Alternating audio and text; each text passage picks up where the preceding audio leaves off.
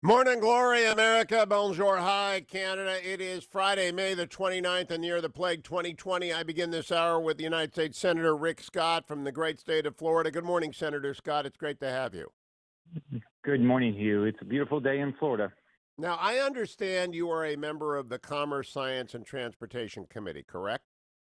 Absolutely. All right. Technology is then under your purview. I want everyone to be on the same page as I ask you this question. Yesterday, the president tweeted about the riots in Minneapolis, that these thugs are dishonoring the memory of George Floyd, and I won't let that happen. Just spoke with Governor Tim Walz and told him the military is with him all the way. Any difficulty, we will assume control, but when the looting starts, the shooting starts. Thank you. Twitter censored him or framed him, saying that he had placed a public interest notice on the tweet from real Donald Trump, explaining we've taken action in the interest of preventing others from being inspired to commit violent acts, but have kept the tweet on Twitter because it's important the public still be able to see the tweet given its relevance to ongoing matters of public importance. Quite simply, Senator Scott, Section 230 of the Communication Broadcast Act allows people like Twitter not to be responsible for defamatory and other information on their site if they are not acting as a publisher. Twitter is now acting as a publisher. It is not censoring the president. It's not unconstitutional. They're a private company. But what is your reaction to this, and what do you think the Science and Technology Committee ought to do about Twitter obviously becoming a left-wing megaphone for social justice warriors and others the president is with the people who are upset about George Floyd being murdered. I don't understand this at all. It makes no sense. So first off, I think all of us are, heart goes out to George Floyd's family. Yes. The video's disgusting. And there has to be an investigation. Look, the president's doing the right stuff. FBI and DOJ is going to do an investigation. I believe the president will do everything he can to make sure that if somebody did something wrong, they're going to get held accountable. Now, what Twitter's doing here makes no sense. Why do they think it's okay to censor the president, but nobody else? So I agree with you. I don't know. Now, unfortunately, the Commerce Committee is very partisan, right? So what the right thing to do is, if you're not complying with, if you're not just being, a independent arbiter, just putting the information up, so you're not held, you're not responsible for things. That's one thing. But when they're deciding now that, the president, because they disagree with him, because they become some left-wing group, that they can censor what he's doing, but nobody else, I think they're going to get held accountable. See, there are two theories about Twitter. My theory is that Jack comes in one day a year, and then he goes back to his island and leaves George Costanza in charge. The other theory is that Jack actually wants the left-wing radical who is in charge of this stuff to actually promote Twitter as a social justice warrior enclave and do stupid stuff like this. Is just stupid, Rick Scott. Can the technology, or it's actually the Commerce Committee, and I do believe you have jurisdiction over Section 230, don't you? We do. Yeah. Would you hold a hearing on this or something like that? I think so. I mean, clearly it's going to be up to the chairman, Roger Wicker, to make that happen. I can't imagine that we're not going to do it. I mean, what they're doing now is wrong. You cannot pick and choose who you censor. I mean, they don't censor anybody on the left. Nobody. And then they want to go pick the president. The left is so mad that Trump won, and they're so mad that Trump uses Twitter and Facebook and other social media things to get his message out. They're furious with this, and they're furious that he's going to win again.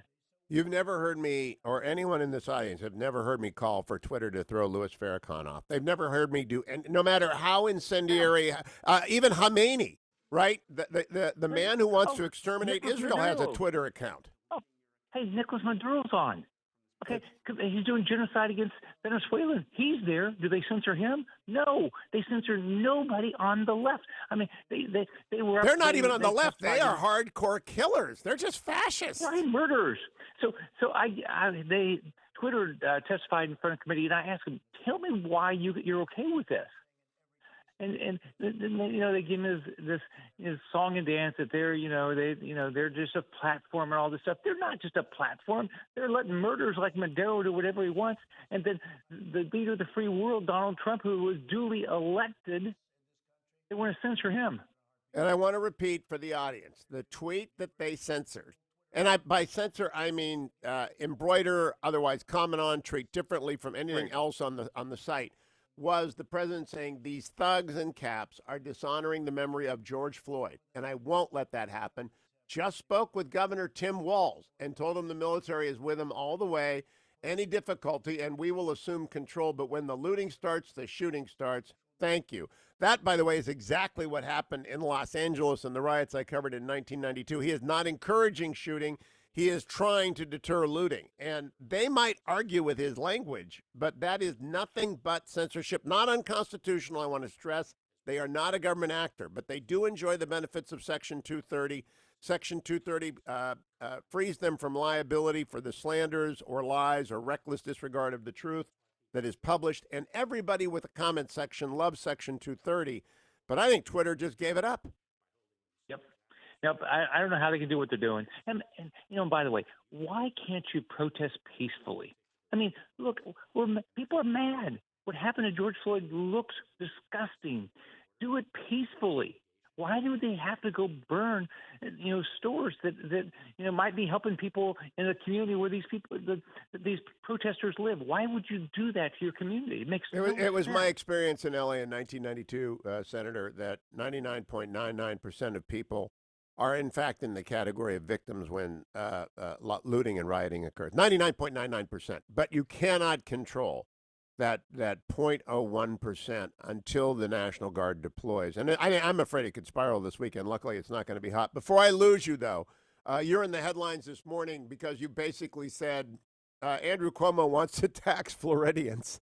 And I think he does, actually, the way that he wants to run phase 4. Does. No, he does. He's got to the highest taxes in the country. He can't live within his means. He can't balance a budget. The guy can't balance a budget. He can't say no to anything, right? And so he's taxed everybody up there he can because they're all leaving and moving down here because of their taxes. And now he says, oh, I'm going to take advantage of this coronavirus, and now I'm going to get Florida taxpayers to pay for some of the stuff I want. And then he goes to Trump and asks for all this infrastructure stuff that has nothing to do with the coronavirus.